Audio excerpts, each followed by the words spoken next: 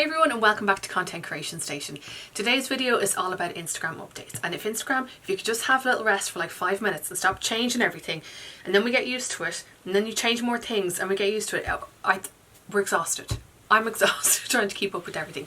But rather than go through every single update that they've made recently, I wanted to focus on the ones that I think would affect those of us who create content. Something that they seem to be testing out at the moment, and I don't know when this is going to launch or if it's going to launch, I'm hoping that it doesn't, is collapsible stories. Now I don't even know if that's the right phrase for what they're doing right now, but I saw it recently. I was watching a friend of mine's stories and I saw that she had kind of 4 really long stories as I was watching her. But then when I watched the first story, it was longer than 15 seconds. Then recently a friend of mine sent me a screenshot of my stories, and you could see at the start that it had 3 small little dots for my stories and then 3 longer stories. It said 3 of 35, show more. So they're just, I don't understand the logic of this. So essentially what they're doing is collapsing the stories. So you could have 100 stories. They're just going to show your audience the first 3, and then for the rest of them, if the person wants to watch all of the stories, they have to tap show more. And then they'll appear as like the little dots at the top. If not, they're going to show as one big long story. So let's say if you have 2 minutes worth of a block of stories that are lumped together, and 2 minutes and 2 minutes, if the person watches that first story of the 2 minutes and then they go on to the next one, they'll be brought to the next block. They're going to miss the 7 stories after that. I just don't understand the logic of this, because generally those who watch your stories are people who follow you. Adding an extra step to them watching your whole stories, it's just not going to encourage people to want to watch your stories. I don't know if they're encouraging people to just post less, but for example, let's say you have a makeup artist or somebody who's shown a recipe, or a DIY who shows like different steps along the way. You're going to miss so much if you don't tap that show all. It's just going to discourage people from, I think, creating longer stories if this goes ahead. Because I just think it's going to get, not that it's going to get messy. Like they're still going to show all your stories, but the person has to tap show all to watch them. For those of us who create content, because I do create content for brands and for myself as well, it's going to have a negative effect, I think, because when it comes to reporting, so let's say if you have, for example, 20 or 30 stories, the reporting just isn't going to be accurate. Well, it probably is going to be accurate, but you're going to see such a fluctuation, I think, in stories. Instagram have made it no secret that they are being heavily influenced by TikTok this year, and probably last year too. And on TikTok, you don't have to have a lot of followers to go viral or to have a video that does really well.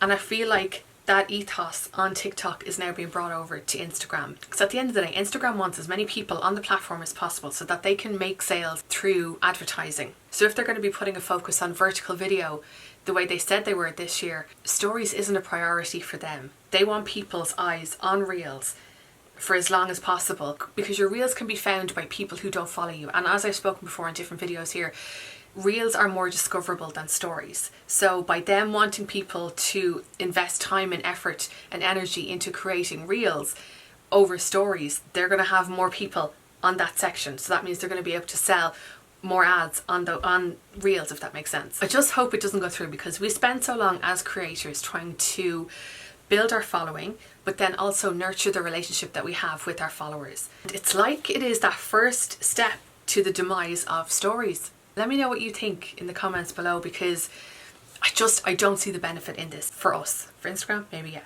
but for us, I don't think so. But if you have any other insight, let me know in the comments below. The next update for Instagram that I think can affect those of us who create content is that Instagram are really putting a focus on creating an immersive feed. What is that, I hear you ask? Essentially, when you go onto Instagram, as this is rolling out, you're going to see that the Reels take up your whole phone, and more importantly now, your grid posts are going to be shown vertically too. This is going to affect those of us who post photos on our grid. I know that they're really pushing the Reels, I get that, but still, sometimes we want to post either a selfie, or we want to post pictures of products, or food, or like a place or a location. And it means now, when this is rolled out properly, we're going to have to rethink how we create content for our grid. For example, let's say I'm going to go onto somebody's grid and I'm going to see all their photos in a lovely grid. That's going to look fabulous. And then when I tap into each individual photo, it's now going to take up the whole phone. Now what's going to happen is those old photos that we posted that were 1 by 1, so the square or like the portrait settings, are now going to have, when they're shown on that full screen, they're going to have like a fuzzy border, a blurred border at the top and the bottom. It's not going to look so great. But like, there's going to be ways around this. So if you do want to continue to post square photos, it might mean creating maybe like a template in Canva or something that has like your branding colors at the top and the bottom, so that you can still post the square photo and that you don't have that blurry border on the top and the bottom. I just don't think that looks nice. You might like it. It's up to you. Then the other obvious solution is to start creating photos for the grid that's like 9x16. Then we also have to think about how our feed is going to look like as a whole. So if you're focusing on creating vertical photos like in that 9x16 frame, you're then going to have to think about how it looks as a whole group of photos on your feed. Now that might not matter to you that much. I know it matters to some people who are very into their aesthetic and they want their grid to look really, really nice. So it just might mean thinking about the composition of a photo, because it will now have to look nice on the phone that way and nice on the phone as a square. Unless if they're going to change it so that when we're looking at somebody's grid that everything is going to be shown 9x16.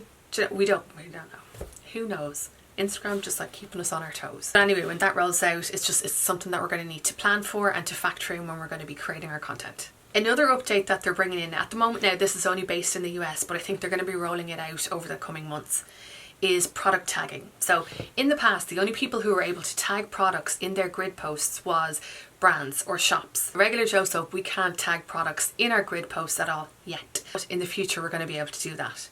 Now that's going to be helpful, I think, for us creating content in a couple of ways, because up until then, like whenever this does happen, we've only ever been able to link to products in our stories.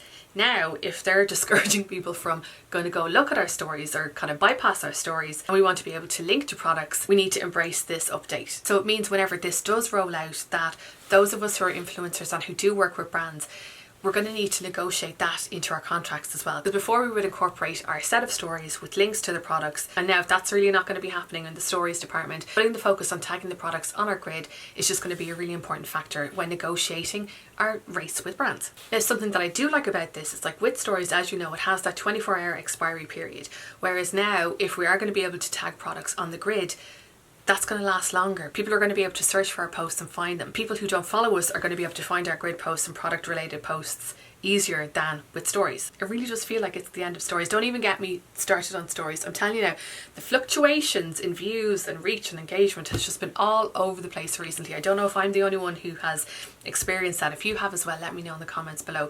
But essentially, I just wanted to give you those 3 updates because I don't want to bombard you. There's a lot of information out there. But I'd love to know your thoughts on these updates. How do you think they're going to benefit us? How do you think they're not going to benefit us? Anyway, thank you so much for watching this video, and I will see you in next week's video. Between now and then, Instagram, could you just not change anything? Thanks.